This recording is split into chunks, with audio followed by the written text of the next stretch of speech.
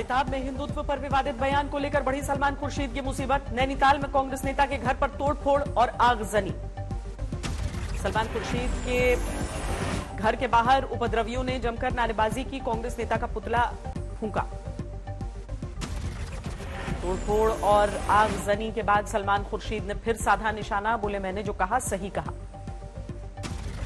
हिंदुत्व को लेकर किताब में लिखे बयान पर कायम है सलमान खुर्शीद, बोले मेरी पार्टी के आला कमान ने भी मेरा समर्थन किया। किसी को आपत्ति है मेरी किसी बात से, मुझे भी आपत्ति हो सकती है, लेकिन आपत्ति दर्ज कराने के तरीके हैं, संवाद के तरीके हैं, बातचीत करने के तरीके हैं। अगर मुझसे कोई बात करेगा तो ये संभव है कि मैं अपना मत परिवर्तित कर दूं। चुनाव से ठीक पहले सुर्खियों में आए मणिशंकर अय्यर, बाबर अकबर का जिक्र कर मुगलों की जमकर तारीफ की।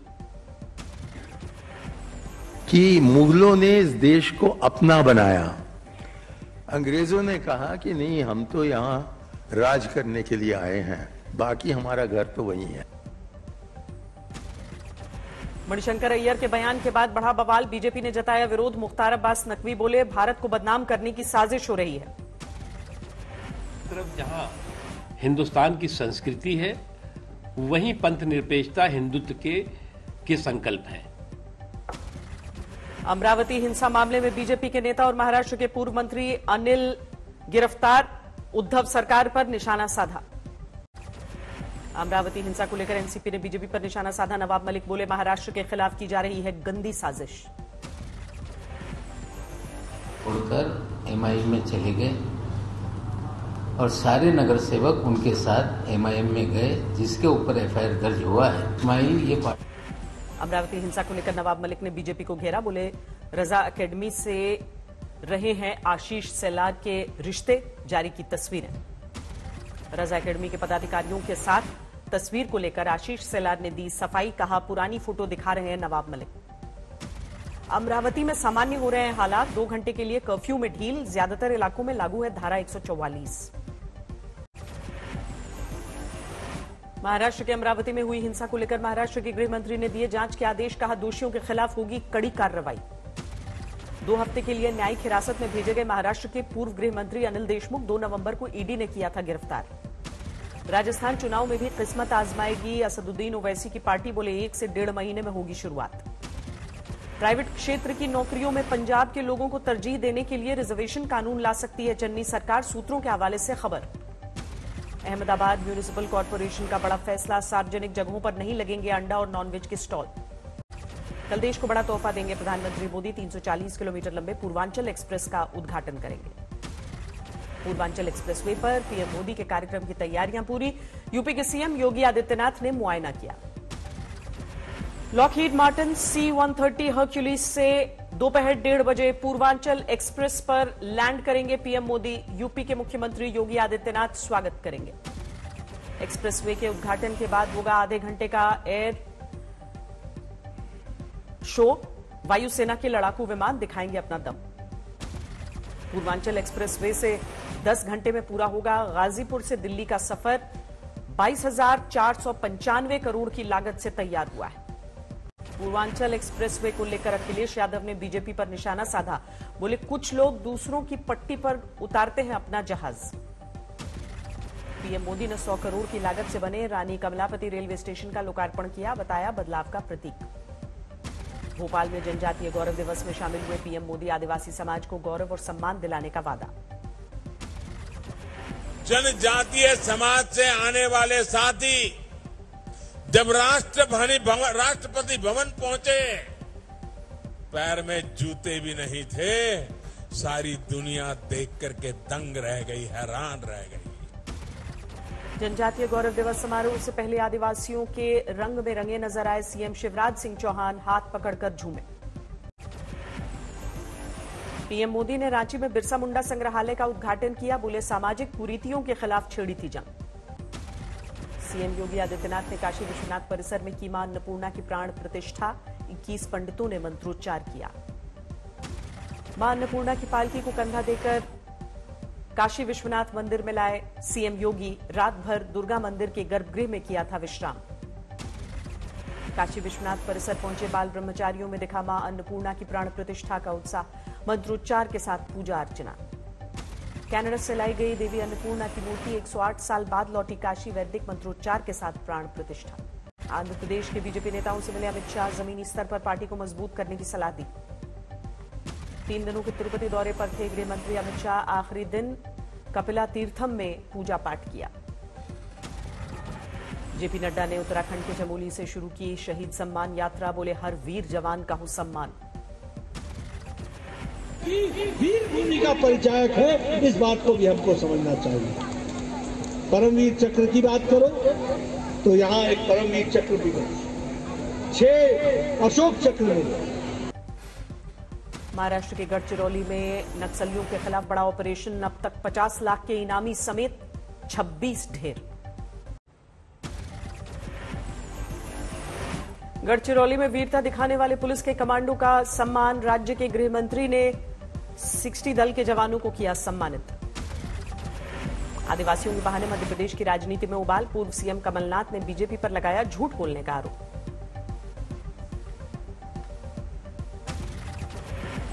जबलपुर में बिरसा मुंडा की जयंती पर लगा सियासी मेला। कांग्रेस के 2 पूर्व मुख्यमंत्रियों ने हिस्सा लिया। झारखंड के खूंटी में बिरसा मुंडा जयंती कार्यक्रम में मौजूद रहे केंद्रीय मंत्री जी किशन रेड्डी और अर्जुन मुंडा। आदिवासियों के धोए पांव। बिहार के पंचायत चुनाव में जमकर उड़ रही है कोरोना गाइडलाइंस की धज्जियां। पटना के करीब पुनपुन में दिखी प्रशासन की लापरवाही। दरभंगा में पंचायत चुनाव के दौरान जोरदार बवाल। मारपीट के बाद रोड़ेबाजी। कई गाड़ियों को पहुंचा नुकसान। बंद रहे हरियाणा के करीब 3,500 पेट्रोल पंप। डीलर एसोसिएशन ने दी अनिश्चितकालीन हड़ताल की धमकी। दिल्ली एनसीआर से प्रदूषण को लेकर सुप्रीम कोर्ट सख्त। केंद्र के साथ साथ दिल्ली सरकार को भी फटकार। सुनवाई के दौरान सुप्रीम कोर्ट ने केंद्र सरकार को दिए राज्यों के साथ बैठक के निर्देश। कहा प्रदूषण रोकना सरकारों की जिम्मेदारी।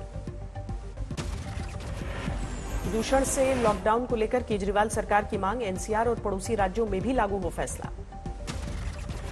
सरकार हर तरह के कदम उठाने को तैयार है। केंद्र सरकार के साथ मिलकर के, सभी राज्यों के साथ मिलकर के लॉकडाउन के लिए भी तैयार है। प्रदूषण को लेकर दिल्ली में तेज हुई सियासत। बीजेपी ने आम आदमी पार्टी की सरकार पर निशाना साधा।